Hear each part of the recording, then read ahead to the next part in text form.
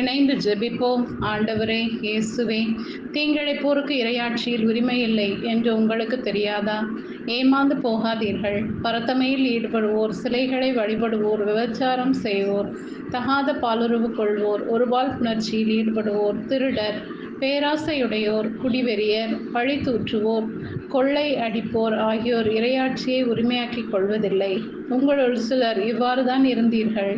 ஆனால் ஆண்டவர் இயேசு கிறிஸ்துவின் பெயராலும் நம் கடவுளின் ஆவியாலும் கழுவப்பட்டு தூயவரானீர்கள், கடவுளுக்கு ஏற்புடையவராகவும் இருக்கிறீர்கள் என்ற அறிவுரையை இன்றைய வாசகத்தின் மூலம் எனக்கு நினைவூட்டுவதற்காக நன்றி இயேசுவே.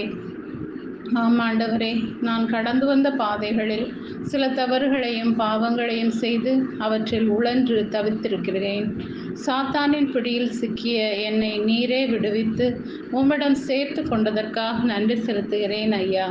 இனி ஒருபோதும் தீயவற்றை நாடாமலும் தேடாமலும் இருக்கும்படி என் மனதை ஒருநிலைப்படுத்திக் கொள்ள வரம் தாரும் இயேசுவே. என்னால் இயன்றவரை மற்றவரையும் தீய பழக்க வழக்கங்களிலிருந்து விடுவிக்கும் ஆற்றல் தாரும்.